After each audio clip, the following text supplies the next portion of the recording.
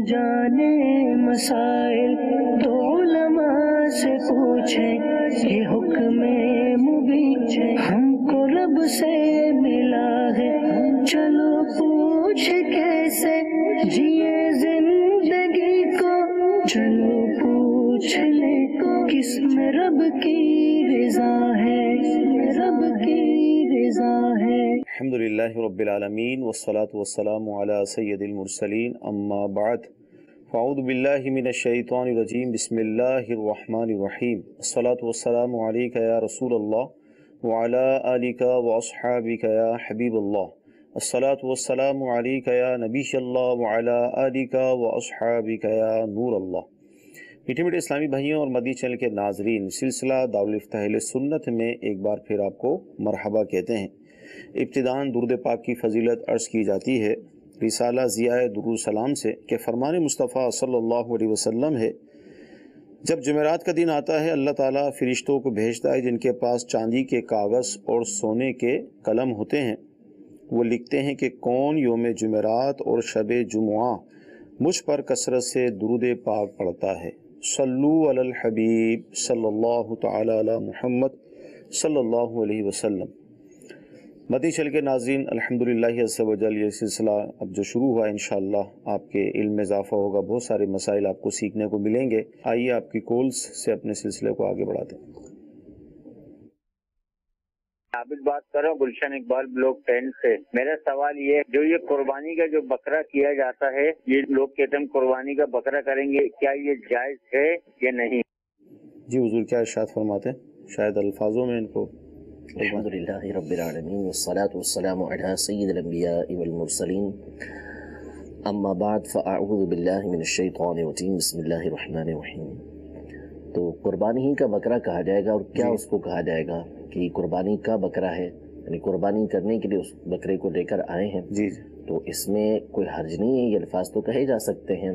अब बाज़ लोगों को 11वीं शरीफ वगैरह के हवाले से ये वसवसे आते हैं कि वो गौस पाक का बकरा बोल दिया या जो है वो गौस पाक की गाय बोल दी, तो उस पर इनको वसवसे होते हैं कि भाई ये क्या आपने गैरुल्लाह की तरफ इसकी निस्बत कर दी। जी जी।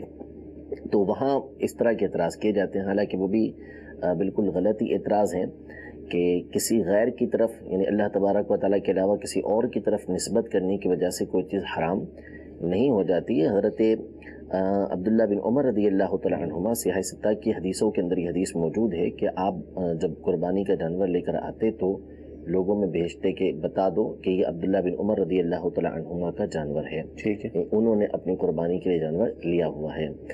कुरान पाक में जहाँ ये इरशाद फरमाया कि जो चीज़ें हराम की गई उनमें से एक फरमाया कि वमा उहिल्ल बिही लिगैरिल्लाह या वमा उहिल्ल लिगैरिल्लाह बिही, दोनों तरह आयतों के अल्फाज मौजूद हैं।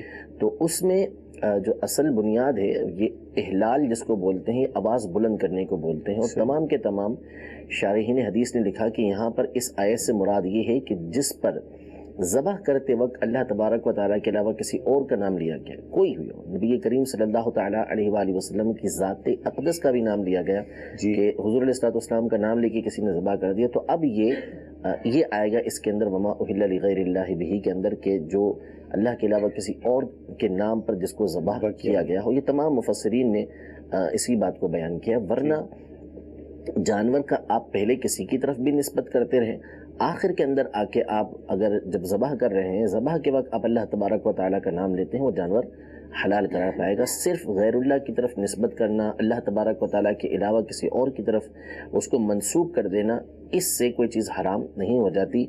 अगर ये कायदा कुल्लिया रखेंगे तो फिर कायनात के अंदर बहुत ही कम चीज़ें बचेंगी कि जो हलाल हों, क्योंकि गैरुल्लाह की तरफ निस्बतें ये होती ही रहती हैं। असल बात जो हुर्मत की है वो ये है जो बयान की गई। माशाअल्लाह बहुत प्यारा, और कुरान मजीद से इसको साबित भी किया कि बिलखुसूस जानवरों के हवाले से जब ये कहा जाता है कि फ़लाँ जानवर हुज़ूर गौसे आज़म रज़ियल्लाहु तआला अन्हु के लिए है या उसकी निस्बत इनकी तरफ की जाती है, तो जो इस पर वसवसे आते हैं उसकी काट की गई, उसका जवाब दिया गया। अलबत्ता ये भी हमें बता दिया गया कि कुर्बानी के जानवर को यह कहना कि ये कुर्बानी का बकरा है या कुर्बानी की गाय है, तो इसमें कोई हरज नहीं है। जी अगली कॉल।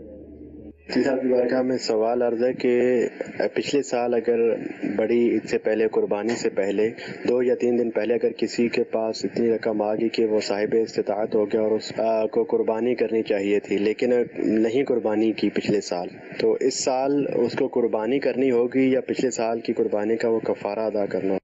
کیا فرماتے ہیں؟ جو قربانی صاحب نصاب ہے وہ تو ادا کرنی ہے اس سال کی، باقی اس کے علاوہ کی جو ان کے اوپر قربانی باقی رہ گئی ہے اس کا اب حکم یہ ہے کہ اس کی جگہ پر انہوں نے ایک بکری صدقہ کرنی ہے، کہ وہ صدقہ کریں گے۔ اب وہ کسی اور کام میں نہیں، یہ نہیں ہو سکتا کہ وہ بکری جو لی اس کو ذبح کر لیں، اس کی جگہ اس کی قربانی کر لیں، نہیں، بلکہ وہ جو پچھلی قربانی تھی اس کی جگہ ایک بکری انہوں نے صدقہ کرنی ہے۔ صدقہ کس کو کریں گے؟ شریف فقیر کو، جس کو زکوٰۃ لگتی ہے اسے یہ دے دیں گے۔ ٹھیک جی، مزید کال لیں گے۔ مفتی حسان مدنی کا دارالفاق میں میرا سوال تھا کہ نماز کے دوران اگر کوئی سورۃ ملک کی تلاوت کر رہا ہو تو اس نمازی کا سورۃ ملک کی تلاوت کرنے والے سے کتنا ڈفرنس ہونا چاہیے، اس کی وضاحت فرما دیجیے۔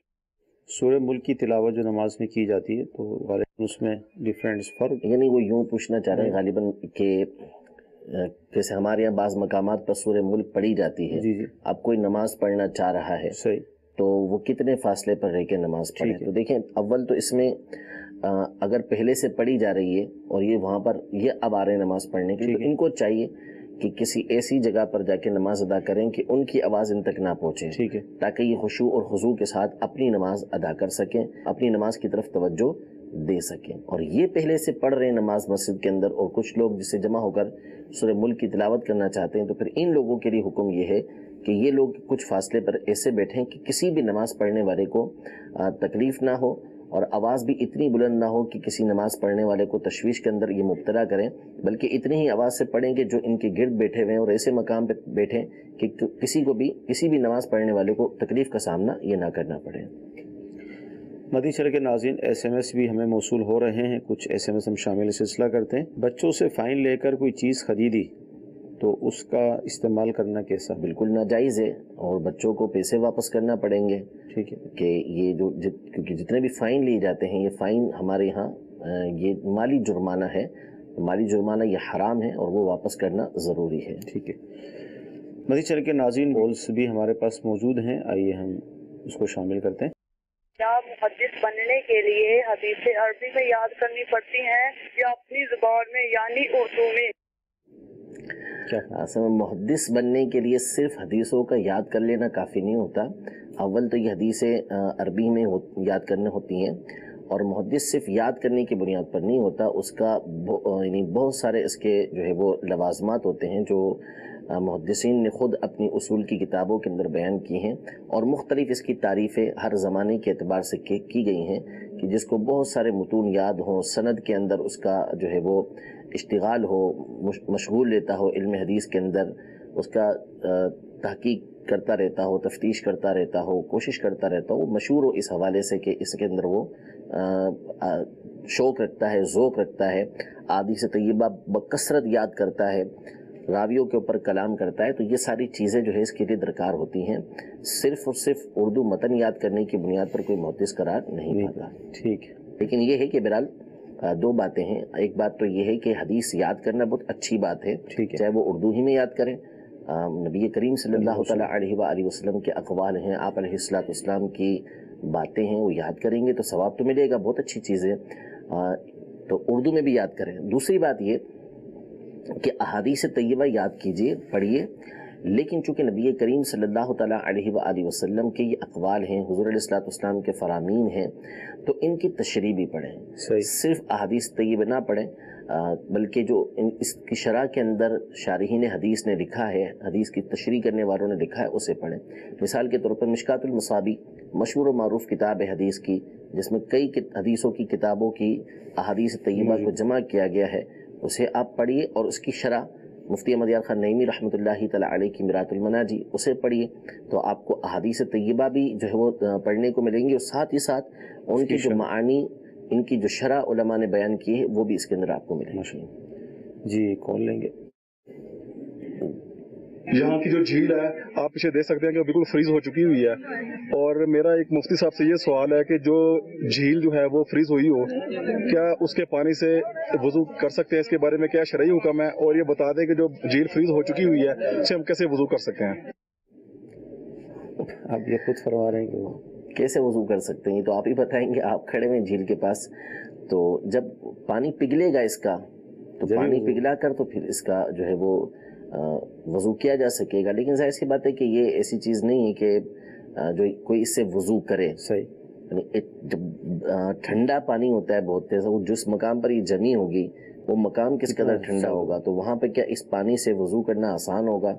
ज़ाहिर है कि उसको गर्म करेंगे, गर्म करने के बाद जो है वो उससे वजू करेंगे। तो ये तो बहुत नादिर सूरत है कि कोई शख्स ऐसे मकाम पर बगैर जमे हुए पानी से भी जो है वो वजू करेगा जहाँ जो है वो पानी इस तरह जम जाता है। वहाँ को मौसम ऐसा है कि इसी इलाके के अंदर मौसम ऐसा हुआ है कि जिसमें ऐसी ठंड नहीं है कि वो उसके अंदर वजू कर सकते हैं। तो ज़ाहिर है फिर वजू करना होगा, इस झील के पानी से भी वजू हो सकेगा। लेकिन बहरहाल ये एक ना होने वाली बात है कि इस पानी से जो है वो कोई वजू करे। सिर्फ ये कि ये पिघल जाता है, पानी बन जाता है, तो उससे वजू कर सकते हैं। वरना ये नहीं हो सकता कि बर्फ लेके मसलते रहें।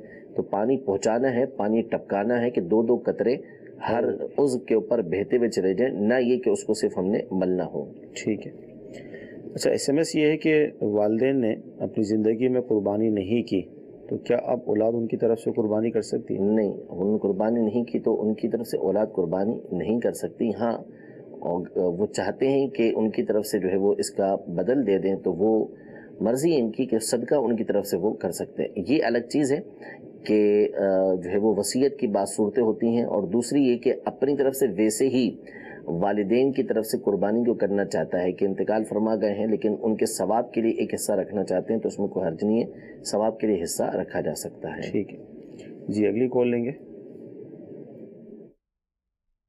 मेरा नाम बिलाल है। मेरा मुफ्ती साहब से ये सवाल है, कुर्बानी के जानवर पे जिस तरह मेहंदी से नाम लिख देते हैं, इस तरह दुरूद शरीफ या कलमा लिख सकते हैं? क्या फरमाते हैं? इसमें गुरेज करना चाहिए। जाहिर सी बात है कि एक तो ये कुर्बानी के जानवर जहाँ बैठेंगे कोई इतनी साफ सुथरी जगह तो होती नहीं है, और बसा औकात ये जिस जगह खड़े होते हैं वही गोबर वगैरह लीद वगैरह कर दिया, पेशाब वगैरह कर दिया, और बसा औकात उसमें भी बैठ जाते हैं क्योंकि जानवर हैं। जाहिर सी बात है कि इनको इन चीज़ों को थोड़ी शऊर है, और आपने उसके ऊपर दुरूद पाक लिखा हुआ है, तो ये एक अजीब बेअदबी हो जाएगी। और दूसरा ये जो इसके ऊपर आप लिखेंगे तो अब किसी जो है ऐसे मकाम पे इसको आप रखें, ऐसा तो होगा नहीं, ये तो खुला रखा होगा। अब गर्दो गुबार का उड़ना और तरह तरह के मामलात इसके साथ होना, तो ये बिल्कुल नहीं लिखना चाहिए।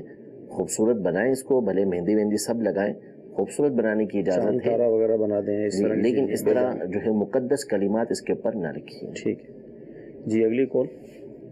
कमर महमूद अत्तारी अर्ज कर रहा हूँ, अरब शरीफ। सवाल मुफ्ती साहब की बारगाह में अर्ज ये है कि यहाँ से लोग जाते हैं रियाज से हज के लिए और वो अपने लीगल डॉक्यूमेंट नहीं बनवाते, तो यहाँ से वो जद्दे जाते हैं, जद्दे से फिर वो एहराम भी नहीं बांधते और मक्के चले जाते हैं, मक्के जाके वो दम दे देते हैं और उसके बाद एहराम बांधते हैं। तो इसमें शरई हुक्म क्या है?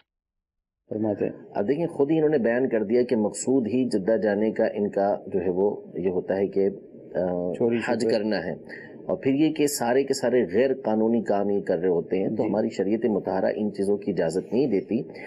जो नेकी करनी है तो नेकी करने में भी शरीयत मुतहरा के उसूल को पेश नज़र रखना है। हमारा मकसद इन चीज़ों से अल्लाह तबारक व तआला को राज़ी करना है, ना ये कि हम अपनी ख्वाहिशात को पूरा करने के लिए हज करें या उम्रा करें, बल्कि अल्लाह तबारक व तआला की रज़ा को तलब करें। और ज़ाहिर सी बात है कि जब अल्लाह तबारक व तआला की रज़ा मकसूद होगी तो फिर अल्लाह तबारक व तआला की शरीयत के अहकाम को पूरा करना होगा। तो शरीयत मुतहरा हरगिज़ इस तरह के गैर कानूनी काम करने की इजाज़त नहीं देती कि आप इस तरीके से गैर कानूनी तौर पर पहले इधर आएँ फिर उधर जाएँ और बग़ैर एहराम के वहाँ पहुँचे और आखिर में दम दे दें। तो दम, ये अलग बात है कि दम लाजिम आएगा, लेकिन इसका मकसद ये नहीं होता कि बंदा अपने ऊपर दम को लाजिम कर ले, ये एक अलग गुनाह है। और गुनाह अपने ऊपर लाजिम कर लेना ये और एक बहुत बड़ा जुर्म है कि चलो इसके बदले हम जो है वो ये कर लेते हैं, उसके बदले हम दम दे देंगे। तो ये तो बहुत जुर्रत है, ऐसा हरगिज़ नहीं करना चाहिए, और जो लीगल तरीक़ेकार है उसी के मुताबिक हज करें। माशा जी, अगली कॉल। मेरा मुफ्ती साहब से सवाल है कि अगर फजर की नमाज कज़ा हो जाए और रात को पढ़े उसी दिन रात को, तो आज की फजर कहेगा या कल की? और दूसरा सवाल है कि मुंह फेरना सलाम कहते हुए क्या है, सुन्नत है या वाजिब या फर्ज या मुस्तहब? क्या फरमाते हैं हुजूर, कौन सी नमाज होगी वो? वैसे इस्लामी लिहाज से तो रात मगरिब के बाद जैसे ही होती है तो दिन तब्दील हो जाता है। सही। और लेकिन बहरहाल असल जो नीयत है वो नीयत है दिल के इरादे का नाम। सही। तो आज की फजर वो कह रहा है ज़बान से, लेकिन उसका मकसूद जो है वो वही आज की फजर है कि जो इसके आज कज़ा हुई है। सही। अल्लाह तबारक व तआला महफूज रखे कि हमारी नमाज़ें कज़ा हों। तो जो कज़ा नमाज पढ़ रहा है उसके दिल के अंदर नीयत मौजूद है कि ये आज से मुराद जो सुबह मेरी कज़ा हुई थी वो मैं पढ़ रहा हूँ, तो इस तरीके से इसकी नमाज अदा हो जाएगी, नहीं कज़ा अदा हो जाएगी।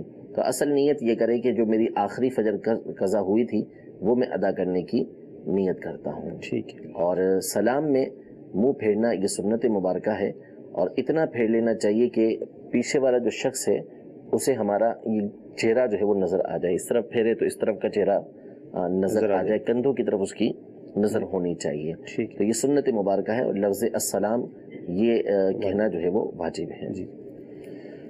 SMS ये है कि 5 लाख की मैंने ज़मीन ख़रीदी थी और उसे आगे बेचने ही की नीयत थी, तो ज़कात का क्या हुक्म होगा इसमें? मज़ीद मैं ऐड कर दूँ, कुर्बानी का अय्याम है तो इसका क्या हुक्म होगा? इस पर ज़कात लाजिम होगी जब बेचने की ही नीयत से ख़रीदी है कि जो है वो इसको आगे बेचेंगे ये, तो इस पर मौजूदा कीमत फिर? जी, मौजूदा कीमत और कुर्बानी का ये भी लाजिम होगी। ठीक है। नमाज असर के बाद और फजर के बाद क्या क़ज़ा उम्री पढ़ सकते हैं? नमाज असर के बाद और फजर के बाद क़ज़ा उम्री पढ़ सकते हैं, अलबत्ता इसमें 2 चीज़ों की एहतियात ज़रूरी है। एक तो जो असर का आखिरी वक्त है, आखिरी 20 मिनट, तो इसमें जो है वो नहीं पढ़ेंगे क़ज़ा नमाज़ें, इसके अलावा पढ़ सकते हैं, लेकिन इसमें एहतियात ये बरतनी है कि फ़जर के बाद पढ़ रहे हैं या असर के बाद पढ़ रहे हैं, यानी असर के फ़र्ज़ अदा करने के बाद दोनों में किसी ऐसे मकाम पर ये क़ज़ा नमाज अदा करें कि कोई शख्स आपको देखे ना। बेहतर ये है इसलिए कि अगर आप लोगों के दरमियान में पढ़ेंगे तो फिर इस सूरत में मुमकिन है कि कोई बदगुमानी के अंदर मुब्तला हो कि यार इस वक्त में नफिल तो पढ़ नहीं सकते, या तो ये नफिल पढ़ रहा और इसमें भी गलत काम कर रहा है कि इस वक्त नफिल नहीं पढ़ना चाहिए, या फिर वो समझदार होगा तो समझ जाएगा कि ये क़ज़ा नमाज अदा कर रहा है और क़ज़ा का इजहार भी ये गुनाह है। लिहाजा लोगों के सामने ना पढ़े, मुमकिन हो कोशिश करे कि घर के अंदर अदा करे जहाँ कोई इसको देखे ना। ठीक है जी, अगली कॉल लेंगे हम। सवाल ये करना चाहता था कि जैसे कि नमाज में इमाम हमारी एक रकात अगर छूटी है तो इसके बाद जब इमाम तो सलाम फेरता है तो फिर हम जो है ना खड़े होके फिर दोबारा से अल्लाहू अकबर कह कर फिर सना से शुरू करेंगे, या सिर्फ इमाम ने सलाम फेर लिया तो फिर हम खड़े होके बस नमाज अपनी जो है ना दोबारा वही शुरू कर दे? क्या फरमाते, जब अपनी रकतें पढ़ेंगे तो सना पढ़ेंगे? हाँ, पहले सना नहीं पढ़ी थी, अब अपनी नमाज उसने शुरू की है तो सना से उसकी इब्तिदा करेंगे। पहले सना हम किस तरह पढ़ेंगे? जैसे मिसाल के तौर पर इमाम रुकू के अंदर है, जी जी, इमाम रुकू में गया हुआ है, ये आया और इसे मालूम है कि मैं सना पढ़ के फिर इमाम के साथ रुकू के अंदर शामिल हो जाऊंगा किसी भी रकत में। हाँ, किसी भी रकात में हो, ये पहली रकात के अंदर मिसाल के तौर पे वो आ रहा है और उसे पता है कि मैं सना पढ़ के इमाम के साथ रुकू के अंदर शामिल हो जाऊंगा, और उसने सना पढ़ी और इमाम के साथ रुकू के अंदर शामिल हो गया तो ये सना उसने पढ़ ली। और वैसे आया देखा कि इमाम का पता नहीं हो सकता खड़ा हो जाए, या पता ही है कि खड़ा हो जाता है इमाम इतनी जल्दी, तो आके वो जो तरीक़ेकार है उसके मुताबिक अल्लाह अकबर कहा, फिर अल्लाह अकबर कहते हुए रुकू के अंदर चला गया।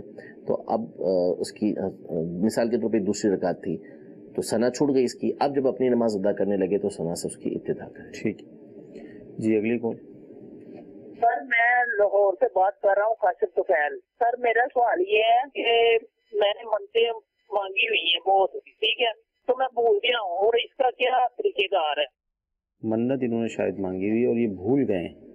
इसमें ज़न्ने गालिब करेंगे, सोचेंगे कि कौन कौन सी इन्होंने मन्नतें मानी हैं, किस किस चीज़ की मन्नतें मानी हैं, उसी के मुताबिक इस पर अमल करेंगे। जी, अगली कॉल।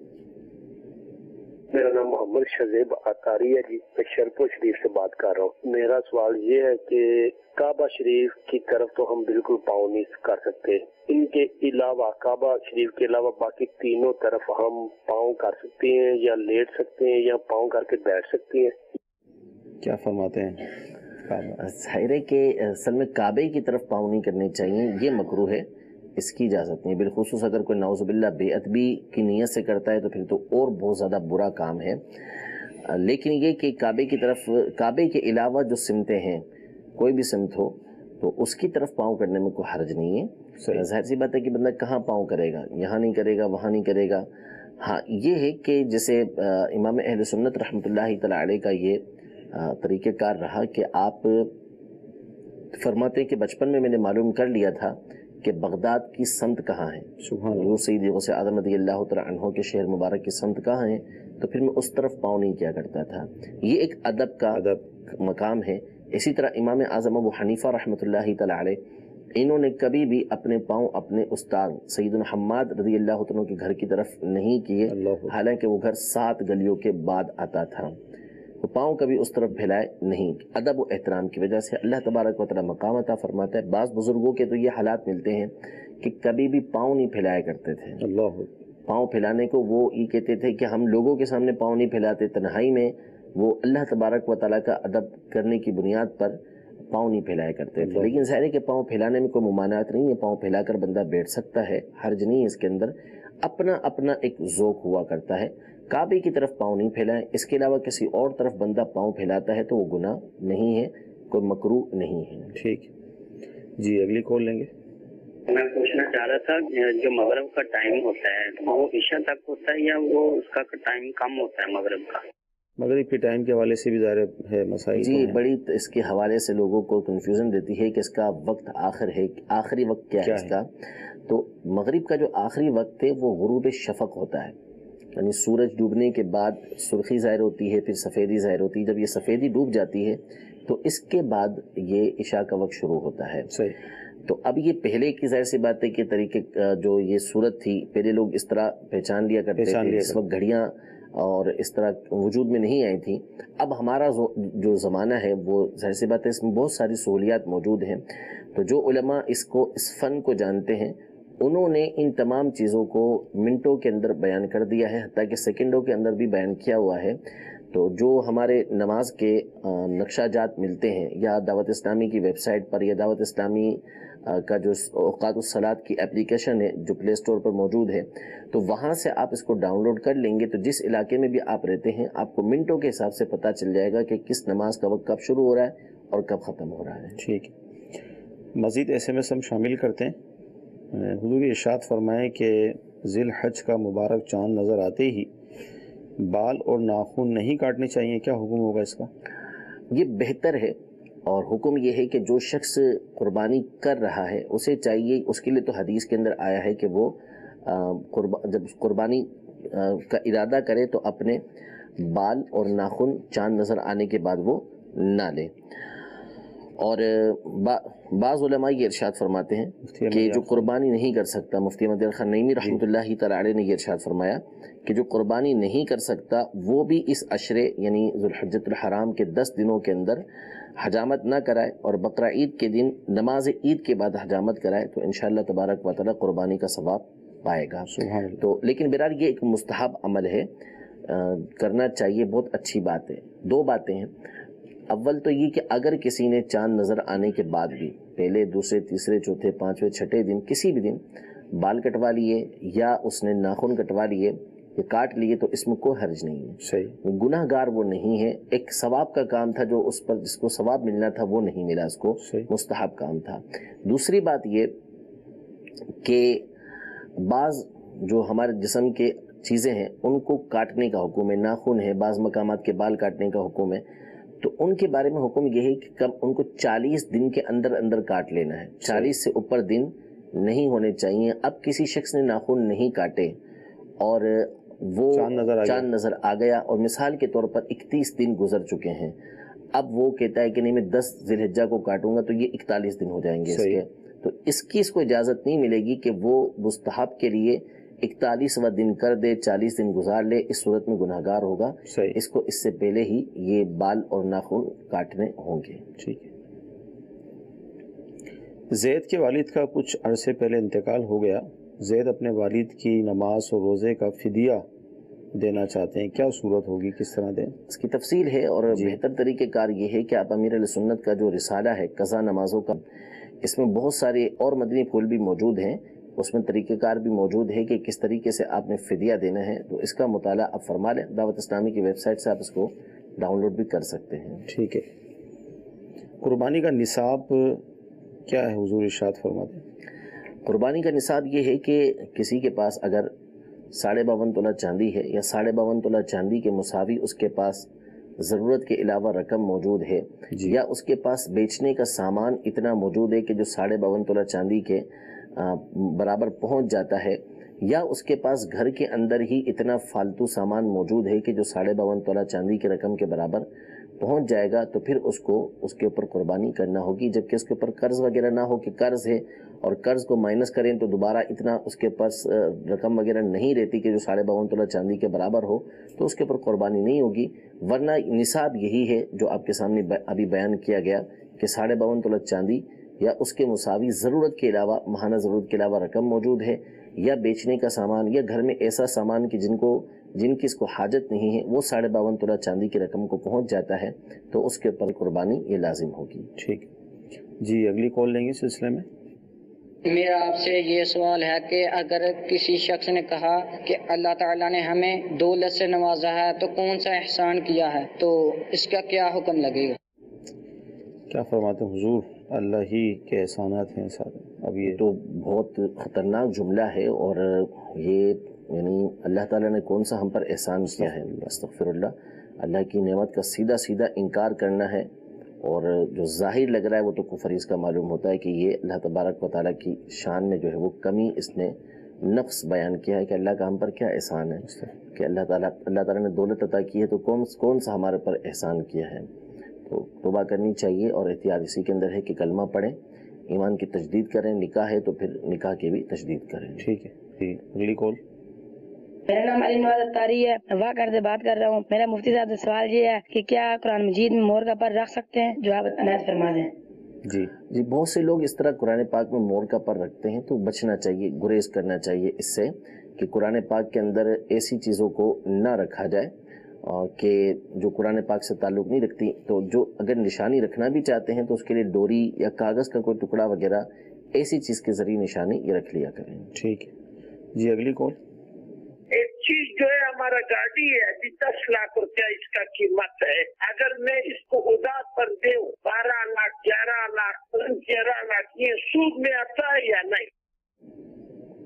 جی، 10 لاکھ کی چیز ہے اور اس کو 11 12 یا 13 لاکھ میں ادھار میں بیچنا چاہ رہے ہیں، گاڑی ہے۔ ہاں تو اس میں تو کوئی حرج نہیں ہے کہ اگر یہی بات ہو کہ مثال کے طور پر ایک چیز آپ کی 10 لاکھ کی، آپ کی گاڑی 10 لاکھ کی ہے، اور آپ اس کو بیچتے ہیں 1 مہینے کے ادھار پر کہ بھائی میں 1 مہینے کے ادھار پر آپ کو یہ 11 لاکھ کی دے رہا ہوں، یا 1 مہینے کے ادھار پہ آپ کو 12 لاکھ کی میں دے رہا ہوں، اس وقت سودے میں یہ طے ہو گیا کہ یہ ادھار پر ہے اور اس کی رقم بھی معین کر دی، تو اتنے میں تو کوئی حرج نہیں ہے۔ البتہ اگر اس کے علاوہ کوئی اور خلاف شرع شرط لگائی کہ 1 مہینے سے کچھ دن بھی اوپر ہو گئے، لیٹ ہو گئے، تو آپ کو اتنے پیسے اوپر دینا پڑیں گے، یہ جائز نہیں ہے۔ صحیح۔ اچھا، ایس ایم ایس یہ ہے کہ سردار آباد سے پوچھنا چاہ رہے ہیں ماجد رضا کہ میری موبائل کی دکان ہے اور اس کے اندر میں کسی اور کا بھی سامان اگر رکھوں اور ہمارا آپس میں طے یہ ہو کہ جو منافع ہوگا وہ آدھا آدھا ہوگا، تو کیا یہ صحیح ہے؟ یعنی ان کی اپنی دکان ہے، موبائل کا اپنا کام ہے، کوئی اور بھی اپنا سامان اس میں رکھنا چاہتا ہے، تو اب کیا صورت بنانا چاہ رہے ہیں؟ شراکت کی صورت بنانا چاہ رہے ہیں؟ کیا کرنا چاہ رہے ہیں؟ تو اس طرح تو نہیں ہو سکتا۔ اصل میں اگر شراکت بھی ہے تو وہ مال کے ذریعے ہوگی، نہ کہ سامان کے ذریعے۔ تو یا تو یہ کہ ان کو رقم دیں اور یہ بھی اپنی رقم ملائیں اور اس سے کچھ سامان وغیرہ خرید لیں اور پھر وہ بیچیں، اور دونوں اس کے اندر جو ہے وہ شرائط جو شراکت کی پائی جاتی ہیں وہ پوری کریں۔ مثلا نفع جو ہے وہ تو مقرر کر سکتے ہیں، اس میں اوپر نیچے ہو سکتا ہے، لیکن نقصان جو ہے وہ اپنی کیپٹل کے حساب سے یہ ان کو دینا پڑے گا۔ تو شراکت کی شرائط اگر پائی جاتی ہیں تو کر سکتے ہیں، لیکن اس طرح فقط سامان رکھ لینا کہ میں یہ اپنے پاس رکھتا ہوں، نفع میں ہم برابر شریک ہوں گے، اس طرح کی اجازت نہیں ہوگی۔ ٹھیک ہے۔ اچھا، امام جو مساجد میں رکھے جاتے ہیں ان کی کنڈیشن کیا ہونی چاہیے، شرائط وغیرہ کیا؟ امام سنی صحیح العقیدہ ہونا چاہیے، نماز کے مسائل اس کو آنے چاہیے کہ نماز کی مفسدات کیسے نماز فاسد ہو جاتی ہے، نماز کے فرائض کیا ہیں، یہ اس کو آنے چاہیے، نماز کے مسائل کو وہ جانتا ہو، قراءت اس کی درست ہونی چاہیے، شرعی معذور وہ نہ ہو۔ تو یہ امام کی شرائط ہیں، ان کو جس کی بنیاد پر امام رکھا جائے گا۔ باقی اس کے علاوہ جو دیگر باتیں ہیں کہ خوش اخلاق ہو، لوگوں کے ساتھ جو ہے وہ اچھا اس کا برتاؤ ہو، اور قرات اچھی ہو تو اور اچھی بات ہے، تو یہ چیزیں دیکھی جاتی ہیں عام طور پر۔ لیکن جو ضروری چیز ہے کہ جس کے ذریعے سے امام کے پیچھے نماز ہوگی، وہ ابتدائی باتیں ہیں جو میں نے عرض کی۔ ٹھیک جی، مزید کورس لیں گے ہم۔ جانور لوگ لے کر آتے ہیں تو اکثر لوگوں کے سوال یہ ہوتا ہے کہ کتنے کا لے کر آئے، کتنے کا لے کر آئے، وہ یہ نہیں بولتے کہ اللہ تعالیٰ قبول کرے۔ اب ہر کسی کا اکثریت میں یہی سوال ہوتا ہے کہ کتنے کا لے کر آئے، یہ کہنا صحیح ہے یا کیا ہے؟ مفتی صاحب اس کی رہنما فرمائیں۔ فضول سوالات جو ہوتے ہیں، پھر سامنے والے کو کہنا ہے آپ کو تو ٹھگ لیا، بڑا مہنگا لے کر آئے، یہ مطلب ہوتا ہے۔ اس پر تو امیر اہل سنت کئی مرتبہ مدنی مذاکروں کے اندر بیان کر چکے ہیں کہ بہت سو کو پھر وہ بسا اوقات جھوٹ بولنے پر مجبور کرتے ہیں کہ وہ جھوٹ بولیں، اور بسا اوقات جو ہے وہ جب وہ بتا دیتا ہے تو پھر کبھی تو ایسی تعریف کا پل باندھیں گے کہ جو جائز ہی نہیں ہوگی، ایسی باتیں کریں گے، اور بسا اوقات پھر وہ اس کی دل آزاری کی صورتیں بناتے ہیں۔ اچھا جانور لے کر آیا ہے تو بسا اوقات جو ہے اس کے اوپر ریاکاری کا حکم لگا دیتے ہیں، جو ہے کمزور جانور لے کر آیا ہے تو اس پر کنجوسی اور بخل وغیرہ کی تہمت لگانا شروع کر دیتے ہیں۔ تو یہ تو بہت ہمارے معاشرے کے اندر عام ہے، اور امیر اہل سنت نے اس حوالے سے بہت زیادہ تربیت فرمائی ہے، سمجھایا ہے کہ اس طرح کے فضول سوال کرنے کا فائدہ کیا ہے۔ انہوں نے اچھی بات کہی کہ یہ کہہ دیا جائے کہ اللہ تبارک و تعالیٰ آپ کی اس کوشش کو قبول فرمائے، اللہ تعالیٰ آپ کی اس قربانی کو قبول فرمائے، یہ سب سے اچھا طریقہ کا ہے۔ صحیح جی، اگلی کال لیں گے۔ محمد کامران یونان کے شہر تھیوا سے عرض کر رہا ہوں، مفتی صاحب کی بارگاہ میں میرا یہ سوال ہے کہ اگر سورہ فاتحہ پڑھنا بھول گئے اور اس کے بعد سورت آدھی یا اس سے زیادہ پڑھ چکے تھے، تو اب واپس سورہ فاتحہ پڑھیں گے یا پھر ایسے ہی آخر میں سجدہ صاحب کر لیں گے، اور اگر پڑھ لی تو کیا حکم ہے؟ دوسری کال۔ مفتی صاحب کی بارگاہ میں یہ سوال ہے کہ کیا اجتماعی قربانی کرنے سے واجب ادا ہو جاتا ہے؟ ہمارے ہاں عموماً یہ کانسیپٹ ہے کہ جو قربانی نہیں کر سکتا، جس کی استطاعت نہیں ہے، وہ بڑی میں حصہ ڈالتا ہے، اس لیے اس کا واجب ادا نہیں ہوتا، بس وہ گوشت لینے کے لیے ہی ایسا کرتے ہیں۔ کیا فرماتے ہیں؟ دیکھیں، سورہ فاتحہ یہ سورت سے پہلے ہی پڑھنی ہے، اگر کسی نے سورت کے بعد اس کو پڑھا تو اس سورت میں تو اس پر سجدہ صاحب یہ لازم ہو جائے گا۔ اور دوسرا انہوں نے یہ کہا اجتماعی قربانی کے حوالے سے، تو اجتماعی قربانی میں واجب ادا ہو جاتا ہے، بالکل ادا ہوتا ہے، اور ایسا بھی نہیں ہے کہ لوگ جو ہے وہ صرف گوشت حاصل کرنے کے لیے اجتماعی قربانی کے اندر حصہ ملاتے ہوں، بلکہ عمومی طور پہ لوگ جو ہے وہ اپنا واجب ادا کرنے ہی کے لیے حصہ ملاتے ہیں۔ اگر بالفرض کسی نے گوشت کے حصول کے لیے اجتماعی قربانی کے اندر حصہ ملایا، اس کا قربانی کا نہ واجب کا نہ نفلی کا کسی طرح کا کوئی کانسیپٹ، کوئی ذہن نہیں ہے اس کا، بس اس کا مقصود یہ ہے کہ میں نے گوشت حاصل کرنا ہے، تو اس صورت میں تو کسی کی بھی قربانی نہیں ہوگی۔ ویسے انہوں نے جزم کیا ہے اس بات پر، یعنی لا علمی کی وجہ سے وہاں مشہور یہ ہے ان کے علاقے میں کہ اجتماعی قربانی سے واجب ادا نہیں ہوتا، صرف گوشت کا حصول۔ بالکل غلط ہے نا، اصل میں واجب تو ادا ہو ہی جاتا ہے۔ یہ کہہ رہے ہیں کہ جو قربانی نہیں کر سکتا، جس پر قربانی واجب نہیں ہے، وہ اجتماعی قربانی کے اندر حصہ لیتا ہے اور اس کا مقصود گوشت کا حصول ہوتا ہے، ایسا نہیں ہے۔ یعنی ہزاروں مقامات پر جو ہے وہ سینکڑوں مقامات پر اجتماعی قربانی ہوتی ہے، اور لوگ کتنے ہی ہزاروں لوگ اس کے اندر حصہ ملاتے ہیں، تو وہ یہ ایک آسانی کی صورت ہے کہ بڑا جانور لینا یا چھوٹا ہی جانور لینا، بکرا لینا، یہ آسان کام نہیں ہوتا، جبکہ اجتماعی قربانی کے اندر بہت ساروں کا فائدہ ہو جاتا ہے، لہذا وہ اپنے واجب کی ادائیگی کے لیے اجتماعی قربانی کے اندر حصہ ملاتے ہیں، ان کا بالکل واجب ادا ہو جاتا ہے۔ ٹھیک ہے جی، اگلی کال لیں گے۔ میں عرفان اختاری منصور ہند سے عرض کر رہا ہوں، مفتی صاحب سے میرا سوال یہ ہے کہ کیا مچھلی پر فاتحہ لگا سکتے ہیں؟ کچھ لوگ اس طرح کہتے ہیں کہ مچھلی میں سے بو آتی ہے، اس لیے مچھلی پر فاتحہ نہیں لگا۔ کیا فرماتے ہیں مچھلی؟ دیکھیں، اس میں کوئی مسئلہ نہیں ہے، ہر کھانے پینے کی چیز، ہر حلال اور طیب چیز کے اوپر فاتحہ دی جا سکتی ہے، مچھلی پر بھی فاتحہ دی جا سکتی ہے۔ اگر بو آتی ہے تو اس بو کو دور کر لیں، اس کے دور کرنے کے بہت سارے طریقے کار ہیں، اور واقعی یہ ہے کہ اگر بہت تیز بو آ رہی ہے تو ویسے ہی بندہ وہاں پر بیٹھنے سے گریز کرتا ہے، پکنے کے بعد تو بو عموماً ختم ہو جاتی ہے۔ اب یہ ہے کہ اس کو پکا لیں، اور پکانے میں بھی بہت سارے طریقے کار ہوتے ہیں کہ جس سے بہت سے اس طرح پکاتے ہیں کہ اس کے اندر بو اصلاً محسوس نہیں ہوتی، تو آپ اس انداز میں پکا لیں کہ جو ناپسندیدہ بو ہے وہ نہ رہے، اور پھر آپ اس کے اوپر فاتحہ دیں، کوئی حرج نہیں ہے اس کے اندر۔ جی، اگلی کال۔ मुफ्ती साहब की बारगाह में अर्ज है कि अगर निकाह जो आजकल हो रहे हैं ये तो शरायत वगैरह लिखी जाती हैं, लेकिन अगर सिर्फ खुतबा ही सुन लिया जाए तो क्या निकाह हो जाएगा? इसके और गवाह जरूरी है क्या निकाह के वक्त? क्या फरमाते हैं? जी बिल्कुल, निकाह में गवाह ज़रूरी हैं और बग़ैर गवाहों के निकाह फासिद होता है, इसलिए निकाह के अंदर ये गवाह होना ज़रूरी है। और निकाह असल नाम है ईजाब व कबूल का, यानी एक तरफ से ईजाब हो कि वो कहे कि मैंने निकाह किया, और दूसरी तरफ से कबूल हो।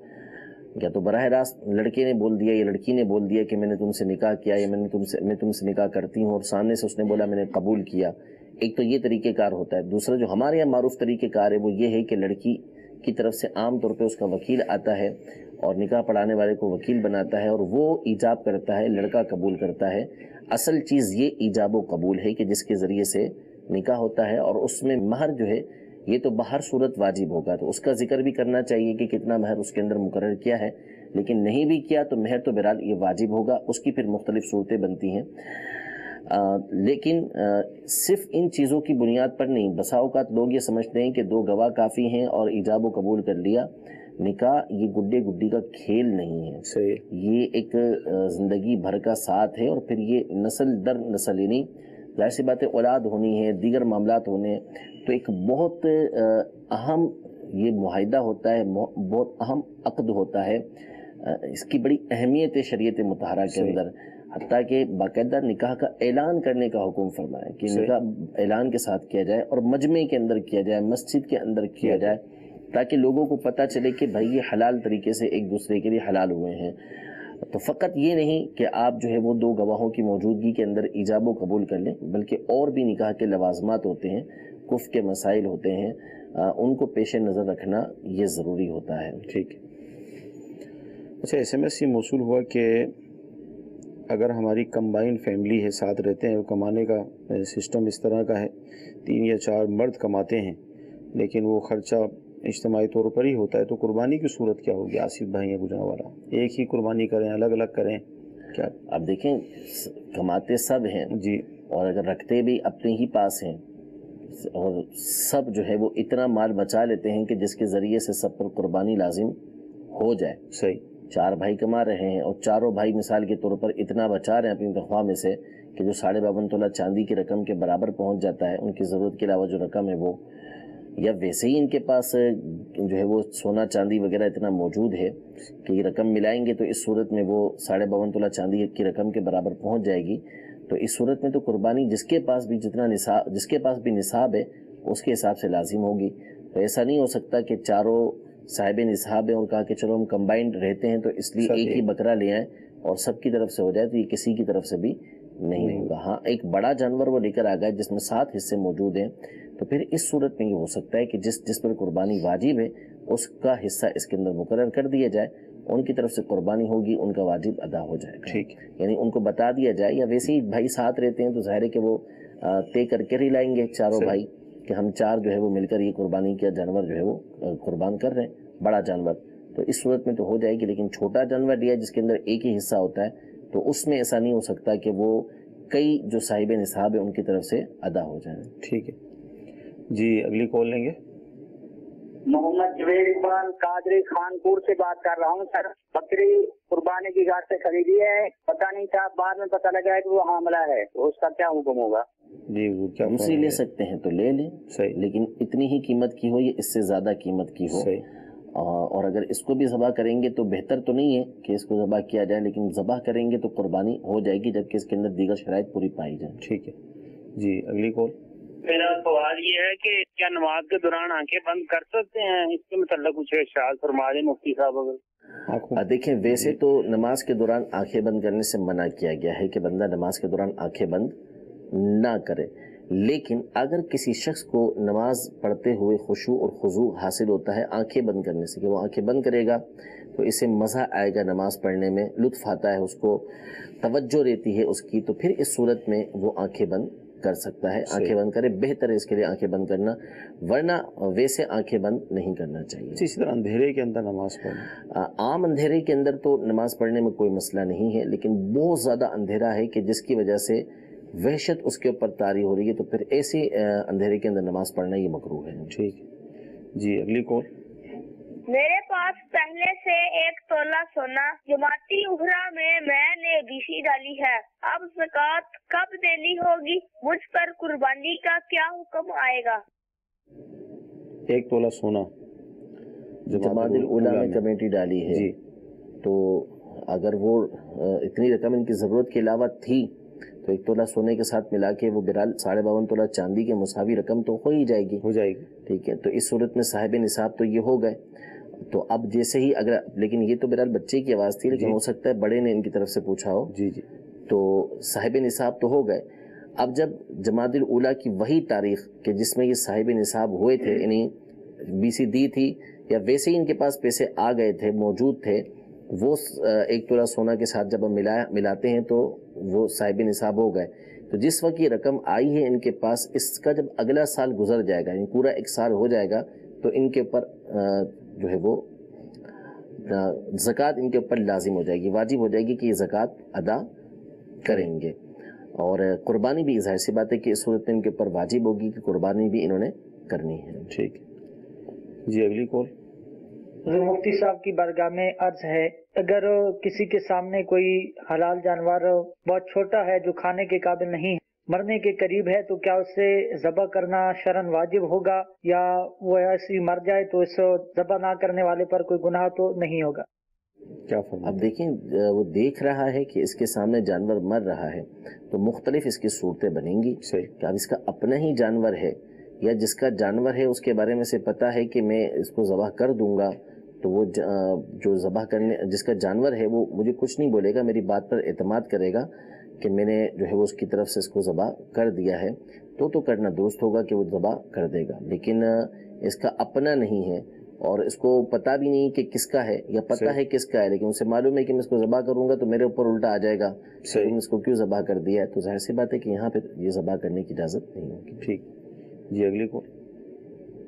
हमारे गांव में ना, जब किसी मुसलमान का बड़ा भाई या बहन फौत हो जाता है तो छोटा भाई या बहन एक चांदी की कड़ा ना पढ़वा कर हाथ में, क्या ये बांधना जायज है? कड़ा पहनाते हैं जिसका भाई इंतकाल कर जाए, तो कड़ा पहनाते हैं कोई, यानी छोटे भाई को पहनाते हैं, लड़की को पहनाते हैं, किसको नहीं? भाई, अगर छोटे भाई को, जैसे बड़े भाई का इंतकाल हुआ तो छोटे भाई को कड़ा पहनाते हैं। कड़ा पहनाना तो नाजायज है, यानी मर्द को जो जेवर है उसमें सिर्फ एक चांदी की अंगूठी जो 4.5 माशा से कम की हो उसका पहनना मर्द को जायज़ है, जिसके अंदर एक नगीना ये लगा हो, एक से ज़्यादा नगीने भी ना हो और बगैर नगीने की भी वो ना हो, ऐसी अंगूठी पहनना ये मर्द को जायज़ है। इसके अलावा तो मर्द को कोई और जेवर पहनने की इजाज़त ही नहीं है। ठीक है। अच्छा, SMS ये है कि बाज़ औक़ात जो परिंदे होते हैं जैसे कबूतर है या कौवा वगैरह, तो अगर किसी के घर से कोई बर्तन उठाकर कोई इस तरह की चीज़ किसी और के घर पे वो गिर जाती है, उनसे फेंक देते हैं, एहतशाम भाई ये पूछना चाह रहे हैं उसका हुक्म क्या होगा? उस बर्तन का पता नहीं होता कि कहाँ से लेकर आए। देखिए, पहली बात तो ये है कि आमतौर पे कबूतर तो इस तरह नहीं करते, कव्वे इस तरह के मामला कर जाते हैं। तो जिसका बर्तन उठाया, अगर उसके बारे में मालूम है कि किसके घर से उठाया है तो ज़ाहिर है उस तक पहुँचाएंगे। और अगर तलाश करना मुमकिन है कि किसी से मालूम कर लें तो मालूम करके उन तक पहुँचा दें। और किसी के बारे में मालूम नहीं हो रहा कि ये किसका है और इस बात का ज़न्ने गालिब हो जाता है कि अब मालिक इसको तलाश नहीं करेगा, ये मालिक हमें मिलेगा ही नहीं, तो इसको फिर किसी शरई फ़कीर के ऊपर सदका कर दें। ठीक है। शैतानी वसवसे आते हैं नमाज में, वज़ू में क्या करें हुज़ूर इरशाद फरमाएं? इसके लिए सबसे बेहतर तरीक़ेकार तो ये है कि वसवसों की तरफ तवज्जो ना दी जाए। असल वसवसों की तरफ तवज्जो देने की वजह से ये बढ़ते चले जाते हैं। बहुत सारे लोग जो है उनका बुनियादी मसला यही होता है कि उनको समझाने के बावजूद वसवसों की तरफ तवज्जो देते हैं, और ये बुनियाद होती है कि जिसकी वजह से ये मर्ज़ बढ़ता चला जाता है। और उसका सबसे बेहतर इलाज जो मुजर्रब तरीन है वो यही है कि आपको जैसे ही वसवसा है आप दूसरी तरफ अपने जहन को ले जाए, उसकी तरफ तवज्जो ना दें, उसका जवाब तलाश ना करें, उसको जवाब देने की कोशिश ना करें, वरना नतीजा होगा कि बढ़ता बढ़ता ये बीमारी लग जाएगी। तो इसमें सबसे बेहतर तरीक़ेकार यही है कि उसकी तरफ तवज्जो नहीं देनी चाहिए। फिर अल्लाह तबारक व तआला की बारगाह में दुआ करनी चाहिए, बुलंद आवाज़ से अल्लाह तबारक व तआला का जिक्र करना चाहिए। यानी उसे ऐसे मकाम पर है कि जहाँ अल्लाह तबारक व तआला का बुलंद आवाज़ से जिक्र करता है तो कोई परेशानी वहाँ पर नहीं होती कि लोग मुतवज्जे नहीं होंगे या दीगर कोई मामला کہ لوگ سو رہے ہیں اور وہ لوگوں کو پریشانی نہیں ہوگی، تو ایسے مقام پر بلند آواز سے اللہ تبارک و تعالیٰ کا نام لے، اللہ اللہ اس نے بولا، تو اللہ تبارک و تعالیٰ کے نام کی وجہ سے بھی شیطان بھاگ جاتا ہے۔ اس کے علاوہ امیر علیہ سنت کا رسالہ ہے وسوسے اور ان کا علاج، اس کا مطالعہ کرتے رہیں تو انشاءاللہ اس سے بھی فائدہ ہوگا۔